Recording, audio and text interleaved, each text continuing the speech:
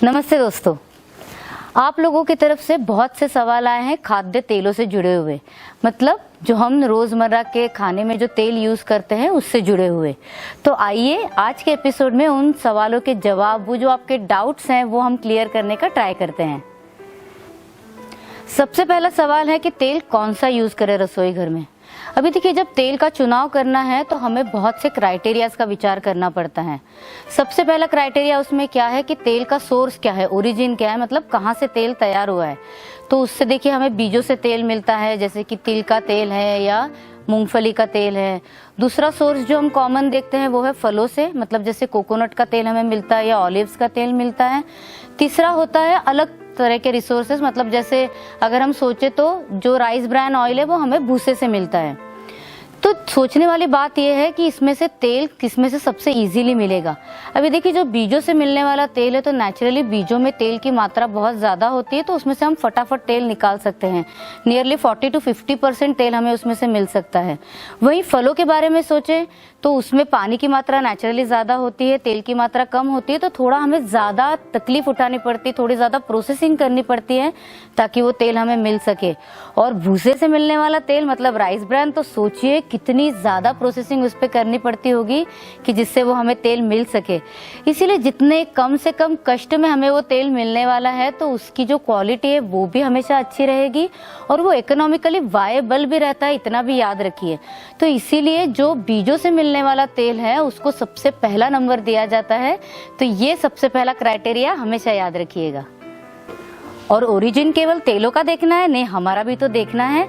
तो हम जहाँ जन्म लेते हैं उस एरिया का भी उसमें बहुत बड़ा हाथ होता है कि हमारे आसपास जो भी वनस्पति तैयार होती है उससे मिलने वाली जो चीज़ें होती है वो हमारे लिए ज़्यादा अच्छी होती है।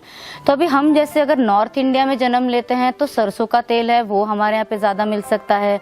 अगर हम मिडिल जो भारत का एरिया है वहाँ देखेंगे तो वहाँ पीनट की खेती ज़्यादा होती है, तो वहाँ के लोगों के लिए वो ज़्यादा सुटेबल रहेगा।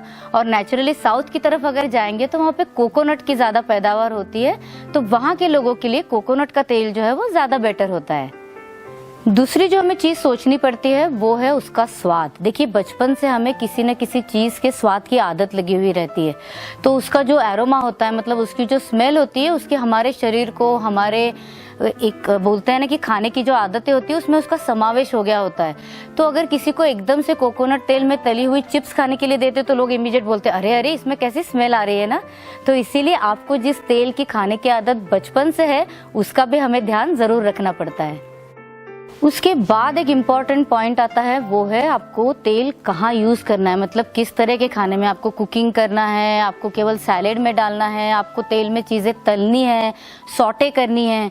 तो ये सब किस चीज़ों पे डिपेंडेंट होता है, तो उस तेल का जो स्मोक पॉइंट है, मतलब वो तेल कहाँ पे जल जाएगा कि उसमें जो फैटी एसिड्स है वो ख़राब हो जाएंगे, तो वो स्मोक पॉइंट जो होता है वो हमारा अगला पॉइंट है डिसाइड करने का कि तेल कौन सा यूज़ करना है। जिस भी तेल का स्मोक पॉइंट है वो हायर होता है वो तेल खाने के लिए ज़्यादा बेटर है, स्पेशली इंडियन कुकिंग में, क्योंकि आप उसको कितना भी गर्म करेंगे तो वो तेल जलने के चांसेस जो है वो कम होते हैं। अभी इस हिसाब से सोचेंगे तो देखिए, वापस पीनट तेल जो है या तिल का तेल जो है इनके स्मोकिंग पॉइंट काफ़ी हाई रहते हैं। और उसी के मुकाबले अगर हम सोचेंगे ऑलिव ऑयल, तो ऑलिव ऑयल का जो स्मोकिंग पॉइंट है वो बहुत कम होता है, तो स्मोक मतलब उसमें आप देखेंगे तो जल बहुत जल्दी जाता है। तो इसीलिए हमारे इंडियन कुकिंग के लिए स्पेशली जिस भी तेल का स्मोक पॉइंट हाई होगा वही तेल यूज़ करना ज़्यादा बेटर होगा। और चौथा पर सबसे इम्पॉर्टेंट पॉइंट आज के मॉडर्न साइंस के हिसाब से अगर हम सोचें तो उसमें होने वाले जो फैटी एसिड्स हैं।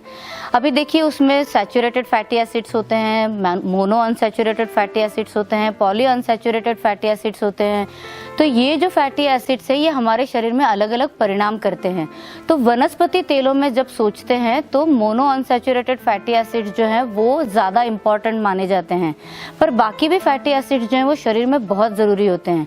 तो इन सब तेलों के अगर रेशियोज देखेंगे हम कि अलग अलग प्रकार के फैटी एसिड्स किस में किस प्रकार हैं, तो हमें समझ में आएगा कि तिल का तेल जो है और पीनट का जो तेल है उसमें ये जो रेशियो है इन सब फैटी एसिड्स की ये ज़्यादा स्टेबल है, मतलब किसी में भी बहुत ज़्यादा कमी या बहुत ज़्यादा होना ऐसा नहीं है, प्रॉपरली प्रोपोर्शनेट हमें रेशियो इनमें मिलता है। और आपको जान के आश्चर्य होगा कि आयुर्वेद के हिसाब से तिल का तेल जो है वो सबसे बढ़िया होता है, मतलब बाहर के यूज़ के लिए भी, और अगर हम खाने में भी यूज़ करना चाहेंगे तो तिल का तेल जो है वो सबसे अच्छा माना जाता है। तो इसीलिए अगर हम वापस फैटी एसिड्स के तौर पे भी अगर सोचेंगे तो तिल का तेल है या पीनट का तेल है, ये तेल हमारे यूज़ में लाना ज़्यादा बेटर होता है। तो देखिए, पहले सवाल का जवाब हमें मिल गया कि अगर हम चारों क्राइटेरियाज के हिसाब से सोचेंगे तो हमारे लिए सबसे बढ़िया तेल है मूंगफली का तेल या तिल का तेल, राई का तेल या कोकोनट का तेल। तो इन चारों में से जो भी तेल आपके एरिया में सबसे ज़्यादा चलता हो वो तेल आप यूज़ कर सकते हैं। अभी आपके दिमाग में सबसे बड़ा सवाल उठ रहा होगा कि राइस ब्रांड तेल क्यों नहीं, ऑलिव ऑयल क्यों नहीं। सब लोग तो बोलते हैं कि ये तेल हमारे स्वास्थ्य के लिए बहुत अच्छे हैं। तो देखिए, ऑलिव ऑयल जो है वो एक तो फलों से मिलता है, वो फल भी हमारे देश का नहीं, कहीं बाहर से आता है, तो हमारे स्वास्थ्य से भी इतना जुड़ा हुआ नहीं रहता है, और दूसरा वो महंगा भी बहुत पड़ता है। और तीसरी सबसे इम्पॉर्टेंट बात कि उसका स्मोक पॉइंट जो होता है वो बहुत लो होता है, तो हमारे मसाले उसमें पक नहीं पाते हैं। तो आपने देखा भी होगा कि उसमें जो मसाले यूज़ होते हैं वो सुखाई हुई पत्तियाँ होती हैं, मतलब जैसे बेसिलिकम हो गया, थीमियन हो गया, कि जिनको पकने के लिए एकदम थोड़ा सा टेम्परेचर भी चल जाता है। वही हमारे जो बाकी के तेल है उनका स्मोक पॉइंट जो होता है वो हायर होता है, तो हमारे पूरे खाने की बनाने की जो पद्धति है उसके लिए वो तेल हमारे लिए ज़्यादा बेटर होते हैं।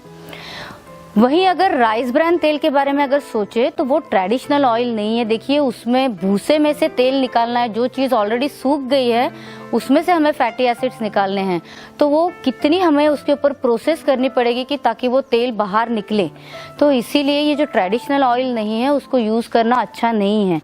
आजकल समाज में सैफफ्लावर तेल और सनफ्लावर तेल, इन दोनों का प्रचलन जो है वो बहुत ज़्यादा बढ़ रहा है, पर ये जो दोनों ही तेल हैं इससे हमारे शरीर में पित्त बहुत ज़्यादा प्रमाण में बढ़ता है, हीट बढ़ती है, और इसी कारण आयुर्वेद कहता है अगर इन तेलों का प्रयोग रेगुलरली किया जाता है तो हमारे शरीर में त्वचा रोग बढ़ने की संभावना होती है। इसीलिए इनका प्रयोग जहाँ तक जमेगा आप टालेंगे तो ज़्यादा बेटर है। नेक्स्ट सवाल है कि रिफाइंड ऑयल यूज़ करें या अनरिफाइंड ऑयल। देखिए, रिफाइनिंग जो प्रोसेस है ये बहुत इंडस्ट्रियल प्रोसेस होती है। इसमें कई तरह के सॉल्वेंट्स यूज़ किए जाते हैं, बहुत हाई प्रेशर उस पर डाला जाता है, बहुत ज़्यादा टेम्परेचर भी इसमें ऑयल को दिया जाता है, जिसके कारण उसके अंदर के जो फैटी एसिड्स हैं उनका पूरा मॉलिक्यूलर स्ट्रक्चर जो है वो चेंज हो जाता है, इसीलिए उसकी न्यूट्रिशनल वैल्यू भी कम हो जाती है। तो इसीलिए रिफाइंड ऑयल का यूज़ करना एकदम ही गलत होता है।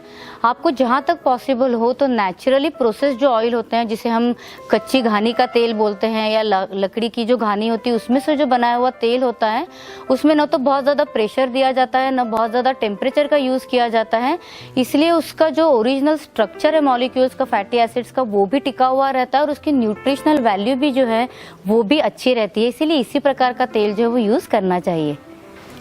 फिल्टर्ड ऑयल या अनफिल्टर्ड ऑयल। देखिए, जब तेल बनता है तो नेचुरली उन बीजों से या उन फलों से आने वाली जो चीज़ें हैं वो थोड़ी थोड़ी उसमें आती है, तो जिसको सेडिमेंट्स हम लोग बोलते हैं वो उस तेल में आ जाता है। तो इवन जो कच्ची घानी से भी तेल निकाला जाता है उसे कपड़े से जो सीविंग है उसको जो छानना है वो प्रोसेस करनी पड़ती है। इसीलिए फिल्टर्ड ऑयल का इतना प्रॉब्लम नहीं होता है, पर डबल फिल्टर, ट्रिपल फिल्टर, इतना फिल्ट्रेशन जो है वो तेल के लिए ज़रूरी नहीं है। आप तेल जो है वो सिंगल फिल्टर्ड अगर होगा तो भी यूज़ करेंगे तो चल सकता है। एक और जो सलाह आजकल दी जाती है वो है कि अलग अलग प्रकार के तेल मिक्स कीजिए और फिर यूज़ कीजिए, ताकि आपको सभी प्रकार के फैटी एसिड्स मिल सकेंगे। तो देखिए, आपको मैंने शुरुआत में एक बात बताई थी जिसे बोलते हैं स्मोक पॉइंट। तो हर एक तेल के जो पकने का टेम्परेचर होता है वो अलग अलग होता है। अगर आप 2 प्रकार के तेल यूज़ करेंगे तो जब गर्म करना शुरू करेंगे तो जिस तेल का स्मोक पॉइंट लो है वो पहले पक जाएगा, और जब तक आगे का जो स्मोक पॉइंट जिसका है वो तेल पकेगा तब तक जिसका लो स्मोक पॉइंट है वो तेल जल जाएगा। इसीलिए किसी भी प्रकार की मिक्सिंग जो है तेलों की वो हमें बिल्कुल नहीं करनी है। तेल को यूज करते वक्त एक बात हमेशा याद रखिए कि तेल जब गर्म होता है तो वो ऑक्सीडाइज होता है और उसके फैटी एसिड्स चेंज होने लगते हैं। तो जब तेल जल जाता है तो उस प्रकार के फैटी एसिड्स हमारे शरीर के लिए बिल्कुल भी अच्छे नहीं होते हैं। इसीलिए एक बार तेल गर्म करके आपने यूज कर लिया तो उसको ठंडा होने के बाद वापस यूज नहीं करना है।